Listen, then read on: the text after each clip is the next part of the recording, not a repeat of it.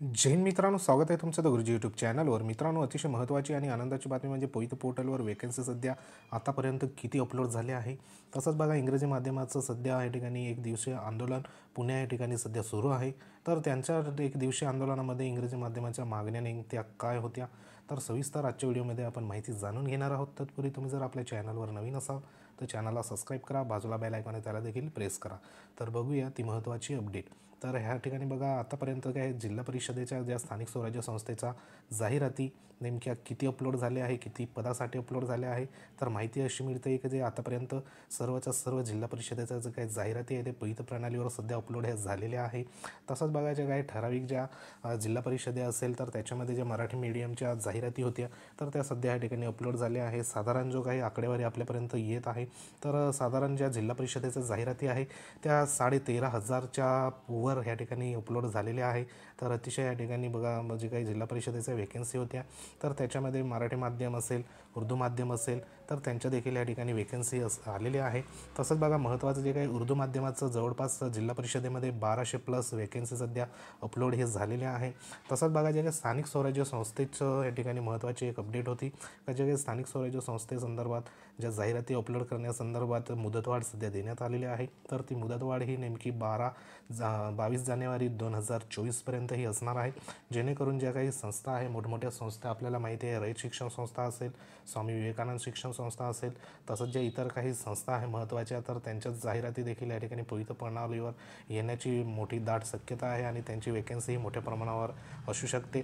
तर अशा ज्या काही संस्था आहे तर त्यांच्या वेकन्सी सध्या पईत प्रणालीवर ज्या काही येणार आहे तर त्या संदर्भात महत्त्वाचं म्हणजे जी काही मुदतवाढ देण्यात आलेली आहे जे संस्थांना जाहिराती अपलोड करण्यासंदर्भात तर ती 22 तारखेपर्यंत या ठिकाणी मुदत ही देण्यात आली आहे. तर आपल्याकडे एक आतापर्यंत ज्या संस्था आहे, किती संस्थांनी सध्या पईत प्रणालीवर जाहिराती अपलोड केल्या आहे तर त्याच्यामध्ये जवळपास 900+ संस्थांनी पईत प्रणालीवर जी काही जाहिरात आहे ती अपलोड करण्यात आलेली आहे. तर ह्याच्यामध्ये बघा, महत्त्वाचे जे काही संस्था आहे, खाजगी संस्था, विनाअनुदानित संस्था आणि अनुदानित संस्था, तर त्याच्यामध्ये जवळपास 3 ते 4 संस्थांनी फक्त त्या ठिकाणी विना मुलाखत या ठिकाणी म्हणजे जाहिरात देण्यात आलेली आहे. आणि इतर ज्या काही संस्था आहे त्या आहे मुलाखत घेऊन जे काही शिक्षक भरती करणार आहे तर त्या संदर्भात त्या जाहिराती या सध्या दिलेल्या आहे. आणि जे काही जिल्हा परिषदेचं तर आपल्याला माहितीच आहे की जिल्हा परिषद ही विना मुलाखत जे काही पदं असतात टेटच्या मेरिटनुसार या ठिकाणी मार्क असेल त्याच्यानुसार वेकन्सी ही भरत असते. तर ह्या ठिकाणी महत्त्वाची जी जाहिरात होती तर ह्या ठिकाणी बघा, जी जाहिरात आहे ती जवळपास आतापर्यंत म्हणजे या ठिकाणी 13,500 जिल्हा परिषदेच्या ज्या काही वेकन्सी आहे तर त्या सध्या अपलोड झाल्या आहे 13,500+. आणि प्लस ज्या काही उर्दू माध्यमाचं आहे 1250पर्यंत, म्हणजे 1200 ते 1250+ ज्या वेकन्सी आहे ते सध्या अपलोड झालेल्या आहे. तसंच 900+ ज्या संस्थांचं सध्या पईत प्रणालीवर वेकन्सी अपलोड झालेली आहे. तसंच बघा, महत्त्वाचं जे काही नगरपालिका असेल, महानगरपालिका असेल, कटक मंडळ आहे, त्यानंतर नगर परिषद असेल तर ह्यांच्या देखील ह्या ठिकाणी जाहिराती सध्या पईत प्रणालीवर येण्याची दाट शक्यता आहे. पण त्या ठिकाणी आपल्याला महत्त्वाचं म्हणजे पाठपुरावा करावा लागेल, कारण काही ज्या नगर परिषदा असेल किंवा नगरपालिका असेल तर त्यांनी आतापर्यंत सध्या जाहिराती पईत प्रणालीवर ही अपलोड केलेली नाही. तर सध्या ज्या काही जाहिराती ज्या ठिकाणी अपलोड झाल्या नाही तर त्या ठिकाणी आपल्याला पाठपुरावा करावा लागेल, कारण आपल्याकडे हे येते काही 3-4 दिवसामध्ये सध्या जाहिराती अपलोड करण्यासंदर्भात संबंधित नगरपालिका, महानगरपालिका आणि ज्या काही खाजगी संस्था आहे तर त्यांना देखील पत्र हे इश्यू करण्यात आलेलं आहे.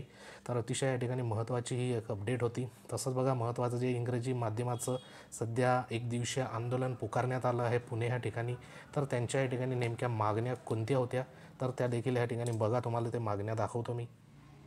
तर मित्रांनो, स्क्रीनवर तुम्ही बघू शकता जे काही इंग्रजी माध्यमाचं सध्या एक दिवसीय जे आंदोलन सध्या पुण्यामध्ये पुकारण्यात आलेलं आहे. तर ह्या ठिकाणी बघा, मोठ्या प्रमाणावर इंग्रजी माध्यमांची जी काही संख्या आहे, मॉब आहे, त्या ठिकाणी उपस्थित आहे. तर ह्या ठिकाणी तुम्ही बघू शकता तर महत्त्वाच्या ज्या काही इंग्रजी माध्यमाच्या एक दिवसीय धरणे आंदोलनाच्या प्रमुख ज्या मागण्या आहेत तर स्क्रीनवर तुम्ही बघू शकतात. हे महाराष्ट्र राज्य इंग्रजी माध्यम संघटना या ठिकाणी यांचं बघा एक दिवसीय धरणे आंदोलन होतं. ह्याच्या प्रमुख ज्या मागण्या आहे तर ह्या ठिकाणी तुम्ही बघू शकतात. 1 नंबरची जी मागणी आहे तर ह्याच्यामध्ये शिक्षक पदभरती प्रक्रिया 2022-23मध्ये बाह्य दबावाला आंदोलनाला न झुकता शासन निर्णय 19 जून 2013 व 13 ऑक्टोबर 2023ची काटेकोरपणे अंमलबजावणी करण्याबाबत. म्हणजे या ठिकाणी 2 GR या ठिकाणी निघण्यात आले होते, 19 जून 2013चा आणि 13 ऑक्टोबर 2023चा. तर ह्या जो GR आहे तर त्याची ह्या काटेकोरपणे या ठिकाणी अंमलबजावणी करण्यात यावी अशी पहिली मागणी होती. त्यानंतर दुसरी मागणी मग 11 वर्षापासून धूळ खात पडलेला शासन निर्णयाची कटाक्षाने अंमलबजावणी करणे. त्यानंतर बघा तिसरा मुद्दा आहे इंग्रजी पदविकाधारक शिक्षकांच्या राज्यातील संपूर्ण अनुशेष याच भरतीमध्ये भरण्यात यावा.